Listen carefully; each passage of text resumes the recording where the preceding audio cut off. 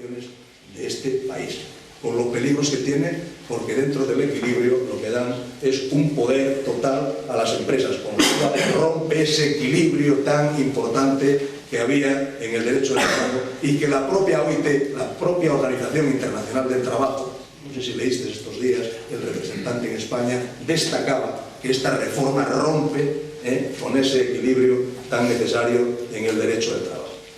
Amplía la brecha que hay entre trabajadores fijos y trabajadores temporales, creando ese contrato temporal que yo antes decía, sin causa, donde se puede despedir sin causa y además con un año de duración, que es el contrato indefinido para emprendedores.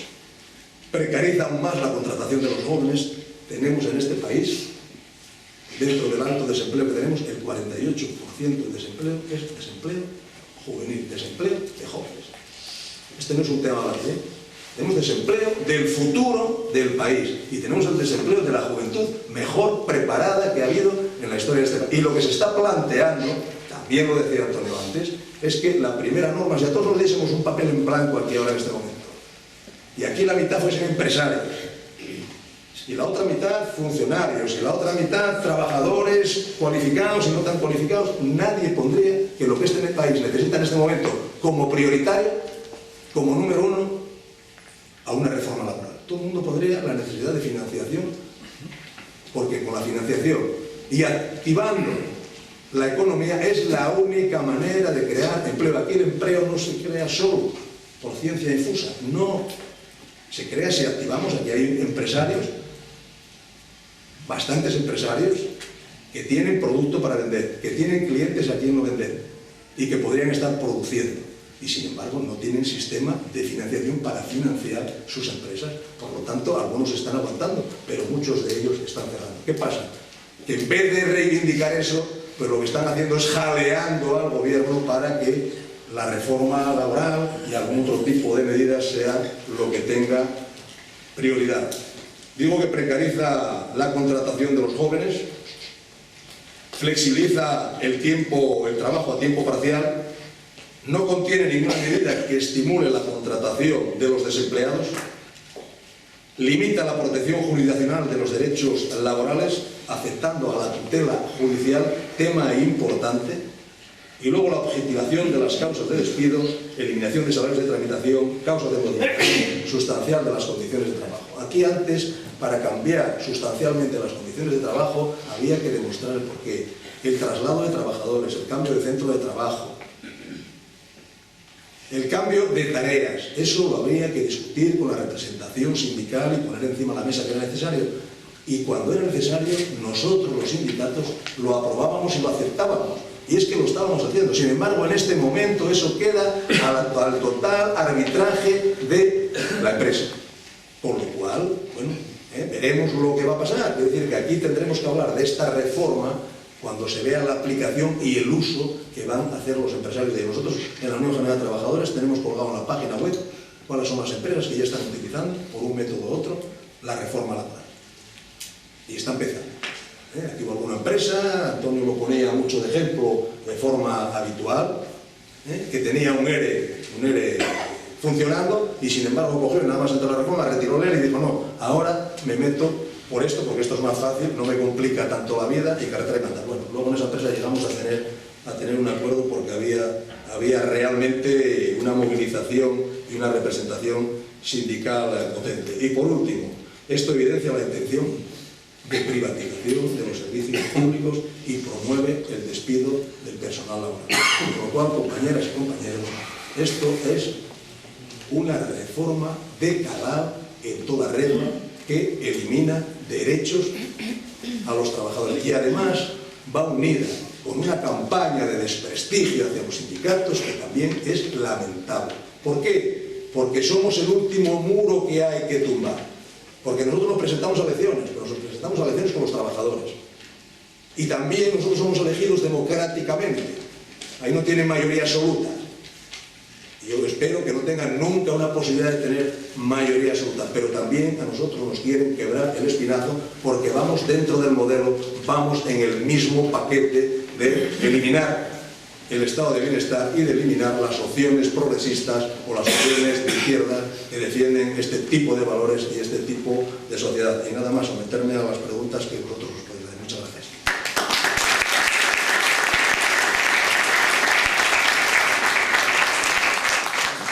Bueno, antes de las preguntas, me vais a permitir que haga una reflexión. Todos vosotros tenéis la posibilidad de tener el programa del primer jueves de cada mes de esta temporada, ¿no?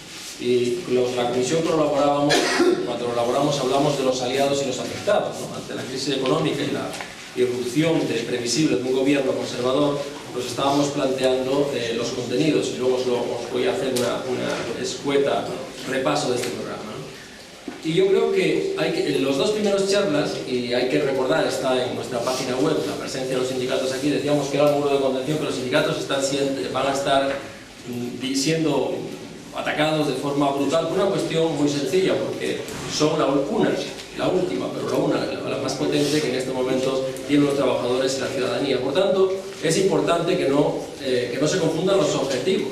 O sea, en este momento creo que no se confundan los objetivos y podemos ir a la historia del movimiento sindical, del periodo reformista, donde los revientahuelgas, los revientamovilizaciones, bueno, que ya se llamaba así, ¿no? Los revientamovilizaciones pues surgían no del seno del movimiento sindical, sino eran aplaudidos por los gobiernos conservadores y reformistas de ese periodo. Por tanto, la historia se vuelve a repetir. Al mismo tiempo, no es solamente un ataque a los sindicatos, y por eso hablábamos de aliados y afectados, es un ataque también a las personas, y entendíamos también de los aliados la segunda charla fuera del 15M. Pero cuando planteamos, y no nos equivocábamos, porque la derecha actúa con una lógica aplastante, con la lógica del beneficio, con la lógica del neoliberal, con la lógica del debilitamiento del Estado y con la lógica también del recorte de los derechos de los ciudadanos, hablábamos de que no iban a atacar el fraude fiscal, charla 3. O sea, no iban a mejorar los ingresos para poder hacer las prestaciones. Por tanto, si no mejoramos los ingresos, vamos a los recortes, vamos a la prestación de servicio. Y se iban a atacar la escuela pública, se iba a atacar a la mujer, ¿no? Se ha planteado, se iba a atacar a los jóvenes, se iba a atacar a la sanidad pública, se iba a atacar a la investigación, decíamos reflexiones sobre lo invisible, y se iba a atacar y se iba a poner por situación la pobreza, la exclusión social y la discriminación en todos los ámbitos, porque luego al final, cuando tú has desmontado todo, van a terminar a la puerta de la alcaldesa diciendo, ¿y aquí qué hacemos con la parte de esos 100 y pico mil parados que vamos a tener en los diferentes meses? Por tanto, a quienes atacan, a quienes perjudican, lógicamente es a los que estamos en esta sala, es al movimiento sindical, es a la izquierda, etcétera, etcétera. Y la gente que nos sentimos parte de este cuerpo social, y en estos momentos, yo creo que es un momento muy importante para cerrar filas, porque el ataque, no solamente en este año, sino un ataque yo creo que va a ser bastante largo, y no solamente en este país, sino en el conjunto de los países desarrollados, de los demás, lamentablemente, los pobres ya no puede ni moverse. Decía precisamente aquí en la charla de educación un colombiano, dice, de cierto modo me alegro que haya llegado al núcleo del capital porque no sabéis lo que llevamos padeciendo nosotros por vuestra culpa, ¿no? Entonces quiero decir con esto que es conveniente que tengamos presente esto y que el objetivo el problema no está aquí, no está en esta sala, sino está fuera de aquí donde se toman las decisiones, porque lamentablemente al hilo de todo esto me acabo de hacer una reflexión. Nadie en estos momentos, y posiblemente, lamentablemente, ha liberado de un problema a los sindicatos. Lamentablemente, quiero que se coja exactamente, porque es una reflexión irónica, y a mí siempre me dijeron que cuando habla ironía, que diga que es ironía, si no se entiende. Lamentablemente los sindicatos no van a tener la posibilidad de firmar ningún ERE en el que se plantee la viabilidad y el reforzamiento de una empresa, sino que en estos casos, de forma unilateral, los empresarios van a poder hacerlo. Entonces yo creo que es fundamental, y esto tiene que una reflexión con todo lo que pasó, con todo lo que puede pasar y con todo lo que tenemos que hacer el día 12 y siguientes, me refiero al día 12 a las movilizaciones de la manifestación que vamos a tener en Gijón, que si la anterior, domingo 11, el 11 a las 12, bien. Entonces se trata de que todos estemos presentes, que no nos sorprendió, o sea, porque el caldo de cultivo sí existía para la manifestación anterior, y queremos estar más, seguir siendo más, porque yo creo que incluso con las potencias de movilizaciones que podamos hacer de cara al día 11 y en el futuro, con las potencias de movilizaciones, si no somos capaces de sostenerlas, pues yo creo que se nos avecina un panorama bastante más duro, porque estos avances, yo siempre digo que en cuestiones legislativas es bastante más fácil retroceder que avanzar, porque en este momento yo creo que hemos retrocedido a periodos bastante oscuros de la historia de España. Hago esta reflexión porque puedo entender determinadas cosas, pero yo creo que es problemático que el conjunto de los sectores progresistas de la izquierda de este país perdamos el objetivo en este momento, que el objetivo en este momento es fortalecer un núcleo de oposición potente que en otras latitudes llaman concertación de objetivos básicos, saber hacia dónde tenemos que ir y saber cuál es el ariete, la concertación es eso, saber el ariete con que tenemos que penetrar en una derecha que está fortalecida, crecida, porque lo has tocado referencia, el programa que presentaron el otro día en Oviedo era descarado, o sea, ya no se cortaba en un programa que presentaron el otro día en un curso que era de formación para los empresarios, donde decía, ¿cómo despedir más barato? O sea, estaban aplicando, decían, vamos a sacarle punta a todo esto para perfeccionar, lo que ellos llaman perfeccionar, la muerte dulce de una parte importante de los trabajadores, en este caso de Asturias, de los trabajadores del conjunto del país. Dicho esta reflexión, es la ventaja, yo siempre digo que los que tenemos la ventaja de disponer del atril para hacer la homilía, pues os pido disculpas por ello, pero yo creo que es una reflexión procedente al hilo de lo que se nos avecina. Y sin más, tenéis la palabra a todos vosotros. Bueno, creo que por lo que tú dices, la verdad es que los empresarios nunca estuvieron tan hinchados y la Iglesia ha aparecido. Y bueno, luego otra cosa que me gustaría saber es qué pasa con el convenio de la construcción. No, simplemente está ahí. Los convenios que vamos a... No, pero eso, es que de repente nos comentan que hay un convenio firmado por 4 años, con una subida salarial de un tanto por ciento, y ahora de repente, es que a mí mis compañeros me preguntan, y me gustaría saber contestarles, claro.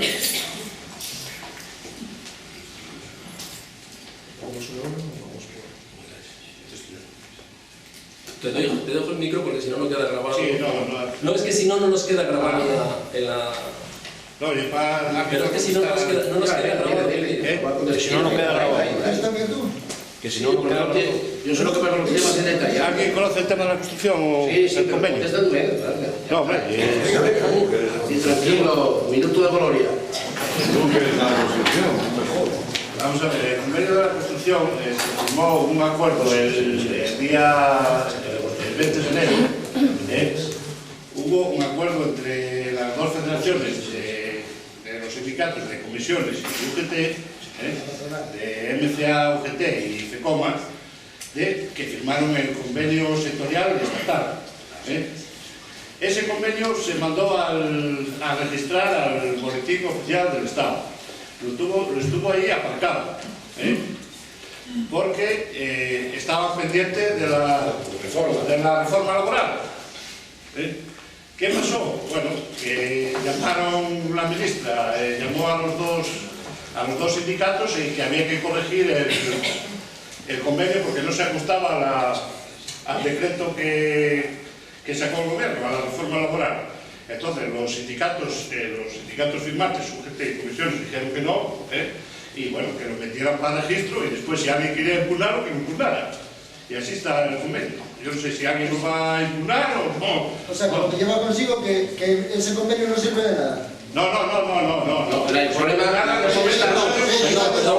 el convenio se firma antes de que entre en vigor la reforma. Este es el argumento que le dan los dos sindicatos al gobierno para que proceda a su registro. El gobierno registra y está el pairo de que alguien lo recurra, pero como cualquier convenio, que pueda fallar, pero si es de aplicación. Pues lo que pasa es que hay empresarios que incluso, oye, tenemos convenios firmados, hoy se me ponía el ejemplo, déjame te lo digo, por ejemplo, ayuda a domicilio o limpieza de edificios y locales, que ahora toca revisar el tema salarial, y se están negando las patronales a revisar lo ya pactado. En fin, esta reforma nos va a meter en situaciones de ese tipo, ¿vale? Con lo cual quiere decir que para nada sirvieron todo lo que se firmó. Vamos a ver, vamos a ver si podemos ordenar un poco las preguntas y vamos a... Un segundo nada más, es que no pongamos peor las cosas de lo que están. No, vamos a ser realistas. No, vamos a ser clarísimos. Vamos a ver. Realistas. No, vamos a ser clarísimos. Vamos a ver. El gobierno, la ministra, no